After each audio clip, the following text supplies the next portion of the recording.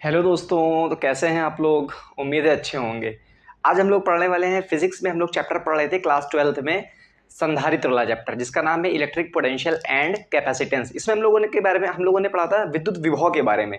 तो point charge की वजह से विभव, फिर उसके बाद हमने देखा विभव और इलेक्ट्रिक फील्ड में जो रिलेशन होता है, फॉर्मूला बताया था डेल्टा वी बराबर ई डॉट डी आर। उसके बाद में और भी चीजें हमने देखी, स्थितिज ऊर्जा, अगर एक आवेश है तो उसकी स्थितिज ऊर्जा क्या है, दो आवेश है तो उस निकाय की स्थितिज ऊर्जा क्या है, तीन आवेश का सिस्टम है, तीन चार्जेस है सिस्टम में या तीन से ज्यादा भी चार्जेस हो सकते हैं, उन पूरे सिस्टम की स्थितिज ऊर्जा क्या होगी, इन सब बारे में हम लोगों ने पढ़ा था। फिर डाइपोल को हमने इलेक्ट्रिक फील्ड में रखा था तो उसकी जो है पोटेंशियल एनर्जी क्या होगी, फिर डाइपोल की वजह से पोटेंशियल एनर्जी क्या होगी। तो इस वाले चैप्टर में काफी कुछ हो चुका है और इससे पहले हम लोगों ने इलेक्ट्रिक फील्ड वाला भी चैप्टर पढ़ा था। तो अगर आप लोगों ने वो सब नहीं देखा है तो उसके बाद ही ये वाली वीडियो स्टार्ट कीजिएगा, ठीक है।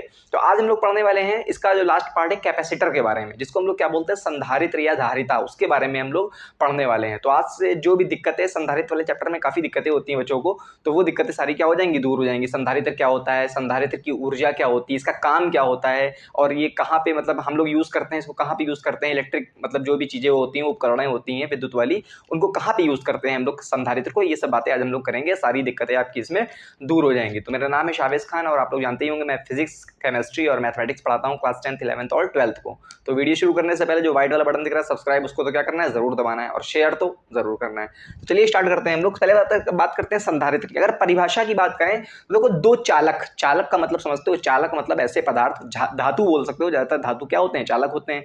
दो चालक अगर वो कुछ दूरी पर रखे हैं और उनके बीच में कुछ भी हो सकता है, एक परावैद्युत कोई माध्यम भी हो सकता है, भी आगे बताएंगे परावैद्युत माध्यम क्या होता है, या हवा भी हो सकती है, ऐसे रखे हुए हैं दो, और दोनों पर क्या है, आवेश होता है, दोनों पर क्या होता है, आवेश होता है। दोनों चालक, उनको बैटरी से अगर जोड़ दो तो उसी उपकरण को हम लोग क्या बोलते हैं, कैपेसिटर या संधारित्र बोलते हैं। इसी को हम लोग कंडेंसर के नाम से जानते हैं। जो पंखे में या कहीं भी कंडेंसर लगता है, कूलर में, पंखे में और मोटर वोटर में भी जो भी इलेक्ट्रिक वाले उपकरण होते हैं उसमें लगता है, इसको क्या बोलते हैं, कंडेंसर। तो संधारित्र वही होता है। उसमें क्या होता है, हम लोग को देखो संधारित्र कई तरह के होते हैं। एक होता है सिलिंड्रिकल संधारित्र, सिलिंड्रिकल कैपेसिटर, जो कैपेसिटर लेके आते हो मार्केट से, वो क्या होता है, सिलेंडर टाइप का होता है ना, उस तरह का होता है। हम लोग को सिर्फ और सिर्फ पढ़ना है parallel plate capacitor. Parallel plate का मतलब क्या होता है, जो समांतर प्लेट है। एनसीईआरटी में जो सिलेबस है आप लोग का, उसमें सिर्फ क्या पढ़ना है, पैरेलल प्लेट कैपेसिटर, उसके बारे में हम लोग को क्या करना है, पढ़ना है। इसका काम क्या होता है, देखो संधारित्र का काम होता है तुम्हारा इलेक्ट्रिकल एनर्जी को स्टोर करना, मतलब विद्युत ऊर्जा को स्टोर करना। अरे स्टोर करने की जरूरत क्या है, डायरेक्ट लाइट आ रही है, करंट, और जो है पंखे में जा रही है लाइट, तो उसको स्टोर करने की क्या जरूरत है। तो उनको पता है, कोई भी विद्युत चीज होती है, विद्युत उपकरण कोई भी हो, चाहे पंखा हो चाहे मोटर हो, उनको स्टार्ट करने के लिए ज्यादा एनर्जी देनी पड़ती है, ज्यादा करंट चाहिए होता है स्टार्ट करने के लिए। तो संधारित्र का काम क्या होता है, जब भी ये चलने लगता है ना, जब पंखा उनका चल गया मान लो, तो ये एनर्जी स्टोर करता है, तो एकदम से इंस्टेंट सप्लाई दे देता है। जैसे ही कोई चीज स्टार्ट करते हो, पंखा स्टार्ट करते हो, तो स्टार्टिंग में सबसे ज्यादा एनर्जी चाहिए होती है पंखे को चलने के लिए, तो ये वही काम करता है कंडेंसर, कि पंखे को एकदम से एनर्जी देता है। और भी उपकरण हो गए जैसे कूलर हो गया और मोटर हो गया, तो स्टार्टिंग में इनको क्या होता है, ज्यादा एनर्जी की जरूरत होती है, ज्यादा करंट की जरूरत होती है, तो ये अपने अंदर स्टोर कर रहता है संधारित्र ऊर्जा के फॉर्म में, इलेक्ट्रिकल एनर्जी के फॉर्म में। यही क्या करता है, शुरुआत करने के लिए एनर्जी दे देता है। बस इतना काम होता है कंडेंसर का, ठीक है। तो अब जैसे मान लो बहुत सारे उपकरण हैं, जैसे जैसे आपका हो गया क्या, पंखा हो गया, मोटर हो गया, कूलर हो गया, इनको क्या चाहिए, अधिक धारा प्रारंभ होने के लिए चाहिए, प्रारंभ होने के लिए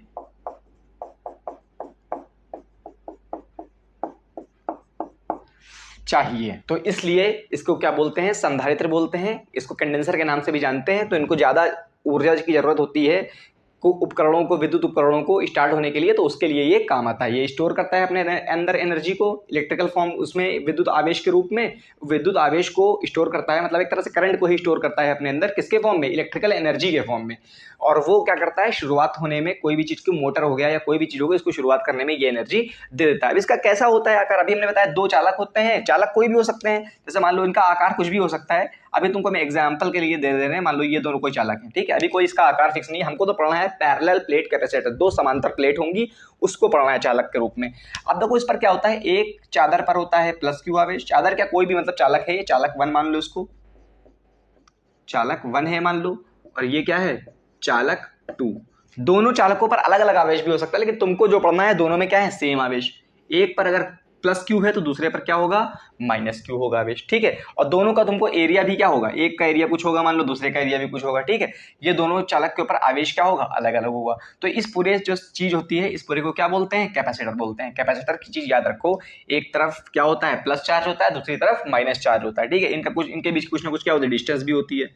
ये डिस्टेंस क्या होती है, बहुत ज्यादा दूर की नहीं होती, डिस्टेंस क्या होती है, बहुत कम होती है। इसको हम लोग क्या बोलते हैं, कैपेसिटर बोलते हैं। और ये काम क्या करता है, विद्युत ऊर्जा को स्टोर करता है। इसका आकार इस तरह से होता है, एक पर प्लस क्यू आवेश होगा, दूसरे पर क्या होगा, माइनस क्यू आवेश होगा। एक पर प्लस क्यू आवेश होगा, दूसरे पर क्या होगा, माइनस क्यू आवेश होगा। अच्छा, होता क्या है संधारित्र, देखो अब जाहिर सी बात है, अगर एक पर प्लस क्यू आवेश है, दूसरे पर माइनस क्यू आवेश है, तो जाहिर सी बात है अगर मान लो ये चार्ज है तुम्हारे पास में, संधारित्र तो तुमने ले लिया, समांतर प्लेट की ही बना लेते हैं।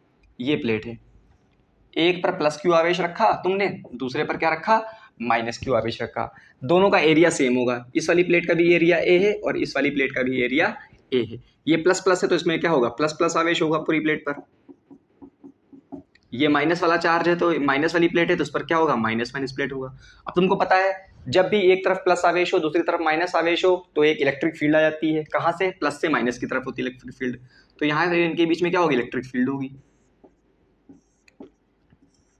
ठीक। अच्छा, ये क्यू है और एरिया ए है तो इसको हम उस तरह से भी मान सकते हैं ना, आवेश घनत्व। तुमने पढ़ा होगा अगर कोई पृष्ठ है उस पर क्यू आवेश बिखरा हुआ है और उसका एरिया है ए, तो उसको बोलते हैं पृष्ठ आवेश घनत्व सिग्मा। तो इधर वाले का मान लिया हमने प्लस सिग्मा है, उधर वाले का माइनस सिग्मा है। अब सिग्मा बराबर हो गया, सिग्मा बराबर होगा Q upon epsilon naught, Q upon A क्या होगा, सिग्मा बराबर होता है क्यू अपॉन ए, टोटल आवेश अपॉन में कितना एरिया है। तो इधर वाला प्लस का होगा, इधर वाला क्या होगा, माइनस का होगा। तो अगर एक हिसाब से चार्ज के रूप में देखें तो प्लस क्यू चार्ज और माइनस क्यू चार्ज है। आवेश घनत्व के रूप में देखें तो इधर सिग्मा है और इधर क्या है, माइनस सिग्मा है। आवेश घनत्व तुमको बता चुके हैं पहले ही क्या होता है, ऊपर क्यू नीचे एरिया, ठीक है। अगर कोई एरिया में आवेश बिखरा हुआ है तो ये इलेक्ट्रिकल फील्ड जो होगी, ये इलेक्ट्रिक फील्ड देखो, इस वाला अगर हम एरिया 1 माने, इस वाला एरिया को 2 माने, इस वाले एरिया को 3 माने, बीच की दूरी को हमने मान लिया है डी।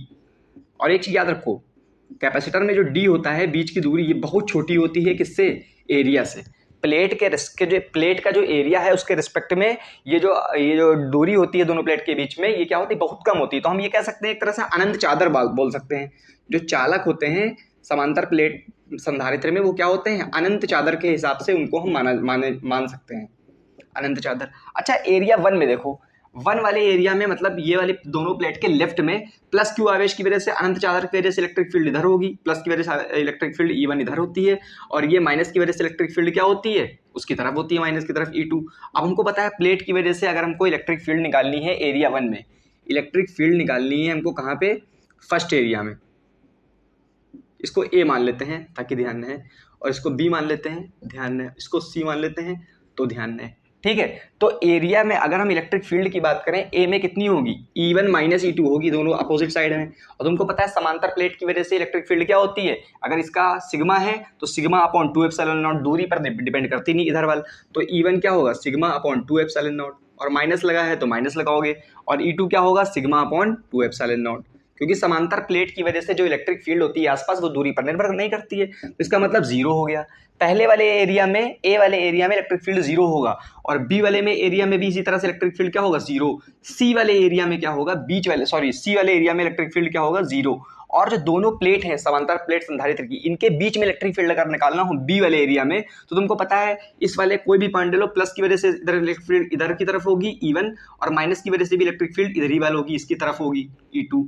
प्लस की वजह से इलेक्ट्रिक फील्ड किसी पॉइंट पर उससे दूर की तरफ होती है, और माइनस की वजह से इलेक्ट्रिक फील्ड उसकी तरफ होती है। तो दोनों एक ही साइड में आ गए इस बार, तो E1 प्लस E2 हो जाएगा। तो तुमको ये चीज़ तो पहले ही बता चुके हैं हम कि E1 और प्लस E2 होगा, तो एक की वजह से सिग्मा अपॉन 2 एप्सिलॉन नॉट, दूसरे की वजह से भी सिग्मा अपॉन 2 एप्सिलॉन नॉट, तो बराबर क्या हो जाएगा, सिग्मा अपॉन एप्सिलॉन नॉट। ये हो गया दोनों प्लेटों के बीच में इलेक्ट्रिक फील्ड, ठीक है। अच्छा, अब देखो क्या होता है, अभी हमने बताया कि जो वो होता है संधारित्र होता है, वो किसके काम आता है, वो अपने अंदर आवेश को क्या करता है, स्टोर करता है। क्या करता है, अपने अंदर आवेश को स्टोर करता है। तो आवेश के, इतना नीचे लिखेंगे तो दिखेगा नहीं, इतना पहले नोट कर लो, उसके बाद बताते हैं।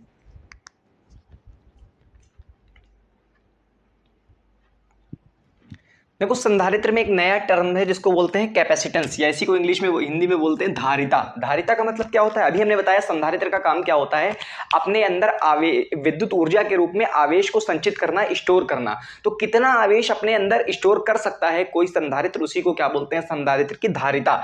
इसको डिनोट करते हैं हम लोग सी से। अब ये एक तुम्हारा एक्सपेरिमेंटल टर्म है, इसका फॉर्मूला क्या होता है, Q अपॉन V। क्या होता है, Q अपॉन V, जहां पे C क्या है तुम्हारी, C है तुम्हारी धारिता, C है धारिता, और Q क्या है तुम्हारा आवेश, कितना आवेश स्टोर हो रहा है, ठीक है, और V क्या है तुम्हारा विभव। विभव तो जानते ही होगे तुम लोग क्या होता है। अच्छा हाँ, ये हो गया तुम्हारा। अब देखो दूसरी बात क्या है, दूसरी बात ये है कि अगर इसका हमको क्या निकालना है, इसका यूनिट निकालना है। यूनिट भी बहुत जरूरी है। यूनिट क्या होगा बताओ, यूनिट होगा क्यू। क्यू का मतलब होता है कूलाम, कूलाम पर वोल्ट हो सकता है यूनिट, या इसी को हम बोलते हैं फैरेड यूनिट बोलते हैं। क्या नाम बोलते हैं, फैरेड। चाहे कूलाम पर वोल्ट बोल लो, चाहे फैरेड। फैरेड ज्यादा इंपॉर्टेंट, ज्यादा तुमने देखा होगा माइक्रो फैरेड। फैरेड तो बहुत बड़ा मात्रक हो गया, माइक्रो फैरेड ज्यादा यूज होता है। मिली फैरेड तुम लोग जब कंडेंसर लेने आते हो तो माइक्रो फैरेड ज्यादा यूज होता है। 2.5 माइक्रो फैरेड, 3 माइक्रो फैरेड, इस तरह के यूज होते हैं, ठीक है। तो ये तो हो गया धारिता। अगर धारिता की परिभाषा तुमको निकालनी है तो क्या कर सकते हो, किसी संधारित्र की धारिता उसके आवेश के बराबर होती है यदि वहां का उसका विभव क्या हो, एक हो। सीधी सी बात है। क्या धारिता के बारे में जो असली डेफिनेशन है तो यही है, संधारित्र द्वारा आवेश को संचित करने की जो क्षमता होती है, कितना आवेश कोई संधारित्र संचित कर पा रहा है, स्टोर कर पा रहा है, उसी को हम लोग क्या बोलते हैं, धारिता बोलते हैं। धारिता आप समझ में आ गई होगी तुमको। तब हम लोग बात करते हैं वही पैरेलल प्लेट की ही बात करते हैं, ज्यादा इंपॉर्टेंट है वो हमारे लिए, वही पढ़ना है हमको। जैसे ये तुम्हारा हो गया समांतर प्लेट संधारित्र,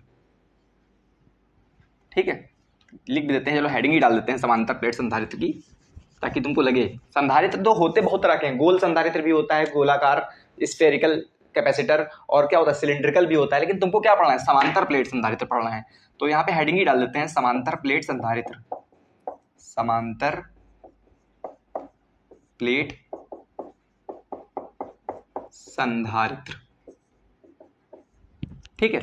तो मान लीजिए ये पहली प्लेट हो गई, ये दूसरी प्लेट हो गई, इस पर प्लस प्लस प्लस आवेश है, बीच की दूरी वो क्या है, डी है, ये minus minus minus minus minus है, ठीक है। अब इसमें इलेक्ट्रिक फील्ड तुमको बता ही चुके हैं अभी, इधर इधर तो होगी नहीं, बीच में ही इलेक्ट्रिक फील्ड होगी, किससे, प्लस से माइनस की तरफ। और कितनी इलेक्ट्रिक फील्ड है वो भी तुमको पता ही है, ठीक है। कितनी इलेक्ट्रिक फील्ड निकाला था हमने, ई बराबर जो निकाला था वो निकाला था सिग्मा अपॉन एप्सिलॉन नॉट। ये है तुम्हारा इलेक्ट्रिक फील्ड किसमें, संधारित्र के अंदर। मान लिया इधर का एरिया ए है, इधर का भी एरिया ए है, इधर प्लस क्यू चार्ज है, इधर माइनस क्यू चार्ज है, इधर आवेश घनत्व तो सिग्मा है, इधर आवेश घनत्व तो क्या है, माइनस। तो ये है समांतर प्लेट संधारित्र। इसके बारे में तुमको पता है, हमको क्या निकालना है, समांतर प्लेट संधारित्र की धारिता। क्या निकालना है, धारिता। धारिता से पहले तुमको क्या पता होना चाहिए, धारिता का फॉर्मूला होता है सी बराबर Q अपॉन V। लेकिन V की जगह पे यहाँ पे हम क्या लिखेंगे, डेल्टा V। क्यों लिखेंगे V, तो V तो एक पॉइंट का विभव होता है ना। डेल्टा V हमको दो प्लेट संधारित्र दिए हैं, संधारित्र की दो प्लेट, एक प्लस वाली प्लेट है और एक माइनस वाली प्लेट। तो विभव मतलब इनके और इनके बीच का विभव निकालना है, तो इसीलिए यहाँ पे हमने क्या लिखा है, डेल्टा V। अब तुमको पता है कि Q क्या होता है, Q के लिए एक चीज और तुमको पता होना चाहिए, डेल्टा V। सबसे पहले मेन काम क्या है हमारा, डेल्टा V निकालना। तो डेल्टा V के लिए तुमने एक फॉर्मूला पढ़ा होगा, डेल्टा V बराबर होता है E डॉट R। तो R की जगह क्या लिखेंगे आप, दोनों प्लेटों के बीच की डिस्टेंस D है तो D लिख देंगे। होता तो डेल्टा V बराबर minus E dot D R है, लेकिन माइनस निशान क्या दिखाता है कि विद्युत क्षेत्र में आगे बढ़ने पर विभव क्या होता है, कम होता है। मतलब यहाँ का विभव ज्यादा है, यहाँ का विभव कम है। तो माइनस के बारे में हमको नहीं लिखना है, हमको तो सिर्फ नंबर चाहिए। तो डेल्टा V बराबर लिख सकते हो E अपॉन D। और E के बारे में भी तुम निकाल चुके हो अभी। E बराबर क्या निकाला था तुमने अभी, इनके बीच में Q अपॉन एप्सिलॉन नॉट, यही तो निकाला था। E बराबर क्या निकाला था, Q अपॉन एप्सिलॉन नॉट, यही निकाला था ना। E बराबर Q अपॉन एप्सिलॉन नॉट निकाला था। E बराबर निकाला था sigma upon 2 epsilon not. Q upon A epsilon not निकाला था तुमने। क्या निकाला था, Q upon A epsilon not. कैसे, डायरेक्ट देखो बता दिया हमने, यहाँ पे समझ लो कैसे होगा। E बराबर तुमने निकाला था सिग्मा अपॉन एप्सिलॉन नॉट। क्या निकाला था, सिग्मा अपॉन एप्सिलॉन नॉट। और सिग्मा बराबर क्या होता है तुमको पता है, सिग्मा बराबर होता है Q अपॉन A। क्या होता है, Q अपॉन A। ये वैल्यू यहाँ रखो, तो यहाँ से E बराबर हो गया क्या रखोगे, यहाँ पे ये वैल्यू रखोगे तो Q upon A epsilon not, ये हो गया तुम्हारा E की वैल्यू। अब E की वैल्यू यहाँ पे रख दो, डेल्टा V आ जाएगा। रखते हैं E की वैल्यू, तो डेल्टा V बराबर तुम्हारा क्या आ जाएगा, E की जगह पे रखोगे Q upon A epsilon not और मल्टीप्लाई में D, ये तुम्हारा आ गया डेल्टा V। अब डेल्टा V यहाँ पे रख दो C वाले फॉर्मूले में। तो C वाले फॉर्मूले में अगर डेल्टा V रख दोगे तुम, तो C बराबर क्या हो जाएगा, ऊपर Q है, नीचे आएगा 1 और यहाँ पे आ जाएगा QD upon A epsilon not. तो कुछ कट रहा है, देखो Q से Q कट गया, बाकी ये सब चीजें ऊपर चली जाएंगी। तो C बराबर क्या आ गया, A एप्सिलॉन नॉट अपॉन में D। ये तुम्हारा क्या है, समांतर प्लेट संधारित्र की धारिता। ये फॉर्मूला तुमको क्या करना है, याद रखना है। मतलब कोई प्लेट कितना स्टोर कर सकता है अपने अंदर एनर्जी, उसी को हम क्या बोलते हैं, धारिता। उसकी जो क्षमता होती है एनर्जी स्टोर करने की संधारित्र की, उसी को धारिता बोलते हैं। ये है उसका फॉर्मूला, C बराबर A एप्सिलॉन नॉट अपॉन में D। तो ठीक है, इसको नोट कर लीजिए। फॉर्मूले का डेरिवेशन पूछता है आपसे तो निकाल सकते हैं आसानी से। आगे बात समझ में, इसको नोट कर लीजिए, फिर आगे बताते हैं। हाँ, अब देखते हैं हम लोग संधारित्र में संचित ऊर्जा। हमने बताया आपको संधारित्र के अंदर, कैपेसिटर के अंदर क्या होता है, इलेक्ट्रिकल एनर्जी के रूप में आवेश संचित रहता है, आवेश के रूप में इलेक्ट्रिकल एनर्जी संचित रहती है। तो वो इलेक्ट्रिकल एनर्जी, विद्युत ऊर्जा जो होती है आवेश के अंदर, वो कितनी ऊर्जा होती है उसका मान हमको निकालना है। उसका कुछ फॉर्मूला होगा, जाहिर सी बात है। तो पहले बना लेते हैं संधारित्र। यहाँ पर एक प्लस वाली प्लेट हो गई और एक क्या हो गई, माइनस वाली प्लेट हो गई। प्लस वाली प्लेट का आवेश Q मान लिया, इसका क्या मान लिया, माइनस Q हो गया। तो यहाँ का सिग्मा सिग्मा हो जाएगा, यहाँ पे आवेश घनत्व तो क्या हो जाएगा, माइनस सिग्मा। इधर प्लस प्लस दिखा दो और इधर क्या दिखा दो, माइनस माइनस दिखा दो। तो ये तुम्हारा क्या हो गया, संधारित्र हो गया। दोनों का वो एरिया सेम रहेगा, इधर का भी A मान लो, इधर का भी A मान लो। तो ये सब बातें लिख दिया करो। माना, लिख दो यहाँ पे, माना संधारित्र जिसमें प्लेटों पर प्लस Q तथा माइनस Q आवेश हो गया है तथा क्षेत्रफल A व बीच की दूरी स्मॉल d है। ठीक है, ये सब बातें लिख दी हमने। जो बातें यहाँ पे दी हैं वही लिख देते हैं यहाँ पे, और ये भी लिख दो सिग्मा के बारे में। तथा आवेश घनत्व सिग्मा व माइनस सिग्मा है। तो देखो, कभी भी डेरिवेशन किया करो ना, जो जो चीजें तुम बनाया करो डायग्राम में, उसको हिंदी में लिख लिया करो। इससे क्या होगा, तुम्हारी थोड़ी सी जगह भी भरेगी और उसको समझ में भी आएगा तुमने क्या माना है, जो चेक करने वाले को कॉपी। तो ये सब बातें क्या कर दिया करो, लिख दिया करो। अच्छा, ये क्या है लिखा है हमने, आवेश, यहाँ पे क्या हो गया, आवेश हो गया है। तो जाहिर सी बात है, सिग्मा, इसके अंदर जो आवेश प्लस Q और माइनस Q आया है कैपेसिटर के अंदर, वो कैसे आया है, वो चार्जिंग के बाद ही तो आया है अपने आप से। अब ये थोड़ी ना होता है कि आवेश, काम क्या होता है, कंडेंसर लगाते हो तो एक बार स्टार्टिंग में वो एनर्जी दे देता है, और जब पंखा स्टार्ट होकर चलने लगता है तब उसका काम नहीं होता संधारित्र का। तब वो जब पंखा चलता है तो उसके अंदर एनर्जी क्या होती है, स्टोर होती रहती है, स्टोर होती रहती है। फिर उसके बाद जब पंखा बंद कर देते हो, जैसे ही स्टार्ट करते हो पंखा, तो वो अपनी एनर्जी किसको दे देता है, पंखे को स्टार्ट करने में एनर्जी दे देता है। तो बाकी समय पे वो क्या करता है, बाकी समय में एनर्जी स्टोर करता है। जितनी क्षमता होगी उतनी एनर्जी क्या करेगा, स्टोर करेगा। तो अभी ये स्टोर कर चुका है एनर्जी। तो स्टोर कैसे किया होगा इसने, अभी तुमने मान लिया कि यहां से आवेश निकल निकल के कहां पे जा रहा है, इधर वाले पे स्टोर हो गया है एक तरफ पे। जब इसको सर्किट में जोड़ोगे, जाहिर सी बात है ये कैपेसिटर कहीं ना कहीं पंखे में जोड़ा होगा ना, सर्किट में जोड़ोगे। तो अभी मान लिया तुमने यहां से आवेश निकल निकल के कहां पे आ रहा है, यहां पे आ रहा है। तो यहां पे मान लिया प्लस का आवेश आ रहा है, क्या आ रहा है, प्लस का आवेश। DQ आवेश यहां से लाया, फिर DQ लाया, फिर DQ लाया, फिर DQ लाया। इस तरह से तुमने क्या कर दिया, पूरा पूरा प्लस Q चार्ज यहाँ पे कर दिया। तो यहाँ पे क्या आ गया होगा, माइनस Q चार्ज आ गया होगा। क्या आ गया होगा, माइनस Q चार्ज आ गया होगा। तो शुरुआत में क्या कर दिया तुमने, ये मान लो, मानो, लिख पूरी बातें लिखो। माना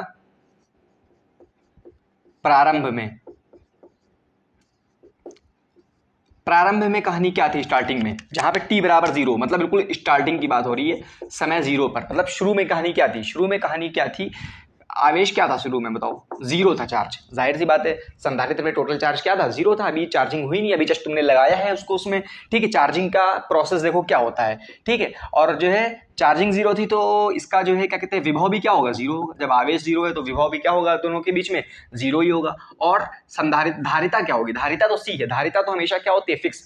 आवेश को स्टोर करने की क्षमता या ऊर्जा को स्टोर करने की क्षमता तो उसकी हमेशा फिक्स रहेगी ना। क्षमता तो किस पर निर्भर करती है, ना तो V पर निर्भर करती है, Q पे भी निर्भर नहीं करती। फॉर्मूला होता है खाली C बराबर Q अपॉन V, लेकिन निर्भर करती है ये इसके मटेरियल पर निर्भर करती है, इसके आकार पर निर्भर करती है संधारित्र के, कौन, धारिता। ठीक है, बात समझ में आ गई ना। तो अब देखो कुछ समय बाद क्या होगा, माना छोटे छोटे DQ आवेश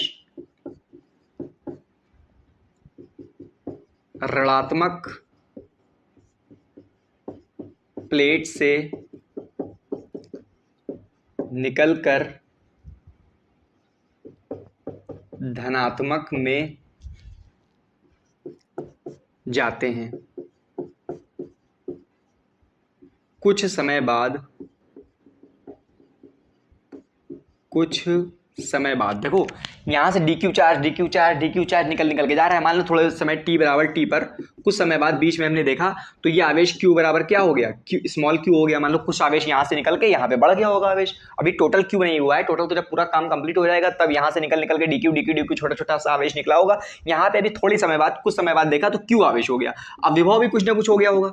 डेल्टा v बराबर क्या होगा, q बराबर क्या होता है, c बराबर होता है q अपॉन v, है ना, यही तो होता है। तो यहाँ से v बराबर क्या हो जाएगा, स्मॉल q अपॉन c हो जाएगा, यही तो हो जाएगा ना। और संधारिता धारिता तो फिक्स होती है, वो तो हमेशा क्या रहेगी, सी ही रहेगी। अच्छा तुमको पता होना चाहिए जब पहली बार यहाँ से यहाँ पे अभी कुछ आवेश नहीं था, यहाँ पर कोई आवेश नहीं था, लेकिन तुमने dq आवेश यहाँ से यहाँ तक लाए तो कोई काम भी नहीं करना पड़ा होगा तुमको, ठीक है। लेकिन जब दोबारा से dq आवेश यहाँ से निकाल के यहाँ लाओगे तो यहाँ पे जब dq आवेश तुमने यहाँ से निकाल दिया तो यहाँ पर माइनस चार्ज आ गया होगा। तो माइनस चार्ज ऑलरेडी उसके ऊपर है, तुम उसमें से और क्या निकाल रहे हो, आवेश निकाल रहे हो। तो क्या होगा वहां पे माइनस चार्ज जो पहले से है और आवेश निकालोगे तो तुमको काम करना पड़ेगा। और यहाँ पे जब पहले प्लस चार्ज आ चुका है और दूसरा प्लस चार्ज तुम और लेके आ रहे हो यहाँ पे, तो प्लस चार्ज पहले से और लेके आ रहे हो तो यहाँ पे क्या होगा, तुमको प्रतिकर्षण होगा और उसके विरुद्ध में तुमको क्या करना पड़ेगा, कार्य करना पड़ेगा। तो वही कार्य किसके रूप में स्टोर होता है, एनर्जी के रूप में। तो जैसे जैसे तुम dq चार्ज यहाँ पे लाते रहोगे बार बार काम क्या होता जाएगा, बढ़ता जाएगा, क्योंकि यहाँ पर प्लस प्लस प्लस प्लस आवेश क्या होता जाएगा, बढ़ता जाएगा। और उसके अलावा तुम और आवेश लेके आ रहे हो तो प्लस क्यू की वजह से प्रतिकर्षण झेलना पड़ेगा,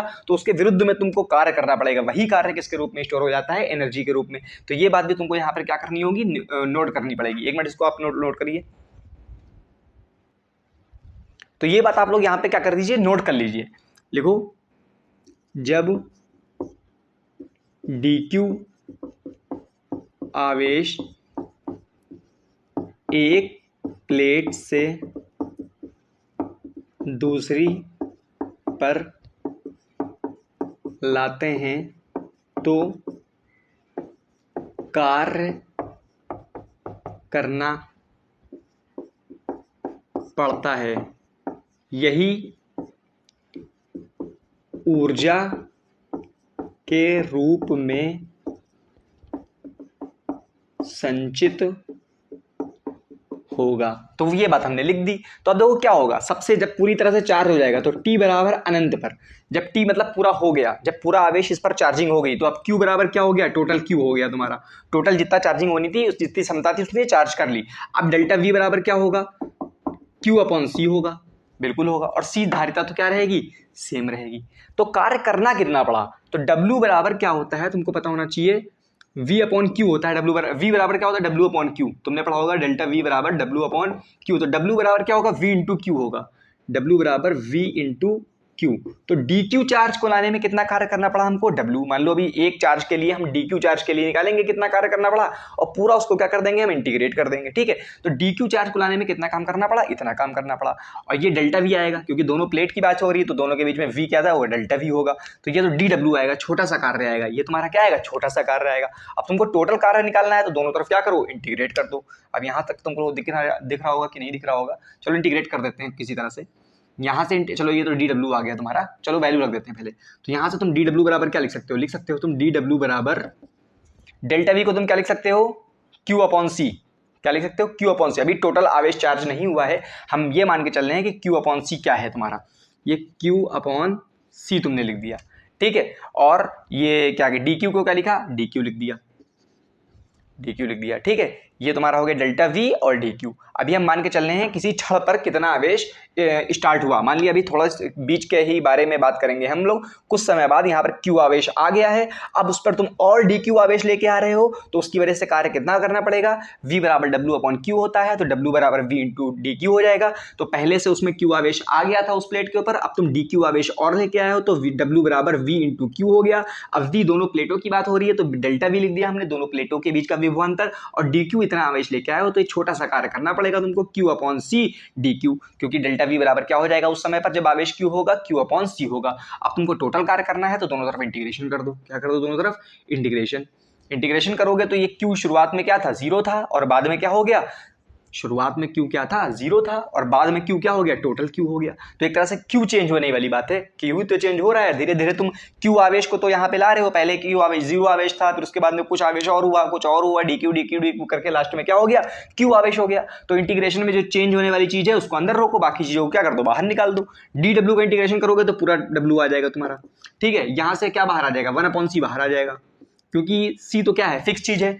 डिफरेंस इंटीग्रेशन होगा किसका, क्यू इंटू डी क्यू का होगा। डी क्यू तो मतलब दिखा रहा है यहाँ पे इसके रेस्पेक्ट में हो रहा है, इसलिए इसको इंटीग्रेशन बोलते हैं। क्यू एक तरह से ये क्या है, एक तरह से तुम्हारा ये है एक्स डी एक्स। और तुमको हमने तुमको बताया था अगर एक्स का इंटीग्रेशन करना हो तो क्या होता है, जो भी पावर होती है, अभी पावर क्या है 1 है, तो पावर 1 बढ़ा दो, अपॉन में वही चीज लिख दो, तो एक्स स्क्वायर अपॉन 2 होता है। एक्स की पावर n का इंटीग्रेशन जो होता है तुम्हारा वो क्या होता है, x की पावर n+1 अपॉन में n+1, यही होता है।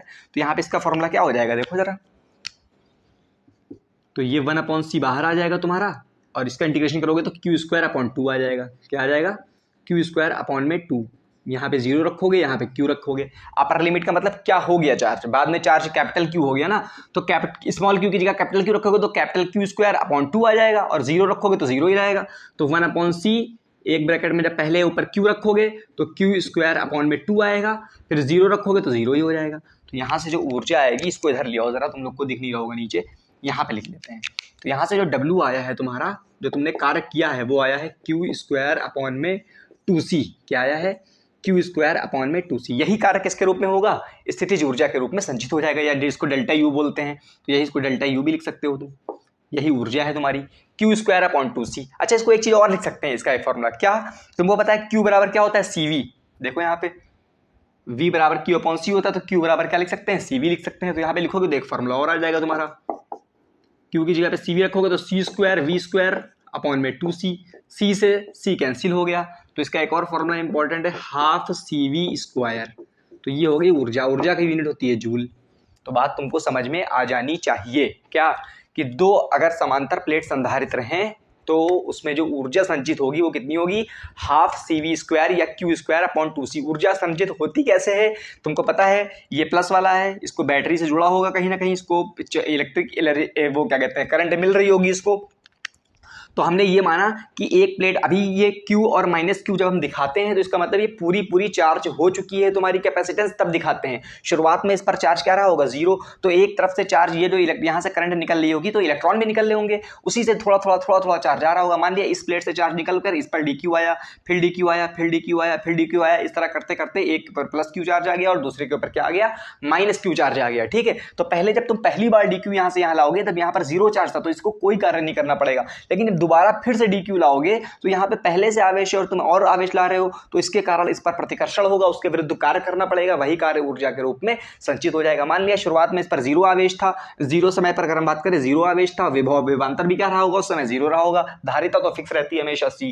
कुछ समय बाद DQ करके थोड़ा सा Q आवेश हो गया इस पर T समय पर, और डेल्टा V बराबर क्या होगा, V बराबर Q अपॉन C होता है, C बराबर QV होता है, C बराबर Q अपॉन V होता है, तो यहाँ से V बराबर Q अपॉन C हो जाएगा। तो उस समय जब आवेश Q हो गया तो Q अपॉन C विभवांतर हो गया दोनों के बीच का। और जब पूरा आवेश इसकी चार्जिंग हो गई तब अनंत पर क्या हो गया, आवेश पूरा जितना होना चाहिए था उतना हो गया, डेल्टा V बराबर Q अपॉन C हो गया। अब तुमको पता है अगर हम तुम पहले से यहाँ पे DQ, पहले से यहाँ पर Q आवेश हो गया है और DQ आवेश ला रहे हो तो कार्य क्या करना पड़ेगा, V बराबर W अपॉन Q वाले फॉर्मूले से W बराबर Q इंटू V होता है, तो ये कर दिया पूरा और इंटीग्रेशन कर दिया 0 से Q तक की। शुरुआत में आवेश 0 था, बाद में क्या हो गया, Q हो गया। नोट कर लीजिए इसको। तो ये डेरिवेशन बहुत इंपॉर्टेंट है, इसको आप लोग ध्यान रखिएगा, बोर्ड में आता भी है। तो अब आज के लिए इतना ही रखते हैं। अब इसके बाद में एक और पार्ट कराएंगे, उसमें हम लोग ये करेंगे कि अभी ये देखो यहाँ पर दोनों प्लेटें जो रखी हैं हमने समांतर प्लेट संधारित्र में, इनके बीच में कुछ भी नहीं है, क्या है, हवा है सिर्फ। लेकिन अगले वाले क्लास में हम लोग क्या करेंगे, इसके बीच में कोई एक ऐसा मटेरियल भर देंगे जो क्या होगा, अचालक होगा, मतलब चालक नहीं होगा। तो जब अचालक होगा, लेकिन उसके अंदर की एक खासियत ये होगी, उसके अंदर से अचालक का काम क्या होता है, वो करंट को फ्लो नहीं होने देता है अंदर से, लेकिन वो मटेरियल इस तरह का होगा, करंट को तो नहीं अपने अंदर से पास होने देगा लेकिन विद्युत क्षेत्र को अपने अंदर से पास होने देगा। तो उस तरह के मटेरियल को हम लोग क्या बोलते बोलते हैं, परावैद्युत माध्यम बोलते हैं। तो उसके क्या होता है परावैद्युत माध्यम, बीच में तुम इसमें भर सकते हो, एक होता है माइका, माइका का नाम सुना होगा, या ग्लास वगैरह हो गया वो भर दो, तो वो सब क्या काम करते हैं, परावैद्युत माध्यम का काम करते हैं। उससे होगा क्या, उससे खासियत ये पड़ेगा, फर्क ये पड़ेगा, उससे फायदा क्या होगा, अभी तो यहाँ पर ये प्लस क्यू आवेश है, ये माइनस क्यू आवेश है, प्लस माइनस एक दूसरे को क्या करते हैं, आकर्षित करते हैं, तो जबरदस्ती यहाँ पे पकड़ के रखना पड़ेगा, अगर छोड़ दोगे तो आगे चिपक जाएंगे प्लस क्यू माइनस क्यू, तो फिर तो संधारित्र खत्म ही हो जाएगा, टोटल चार्ज जीरो ही हो जाएगा। तो इसको दूर करने के लिए बीच में कुछ घर भरना पड़ेगा हमको, जिससे क्या होगा, ये दोनों प्लेटें आपस में चिपकेंगी भी नहीं, और क्या होगा, उसकी धारिता भी बढ़ जाएगी आगे देखोगे तो तुम, ठीक है।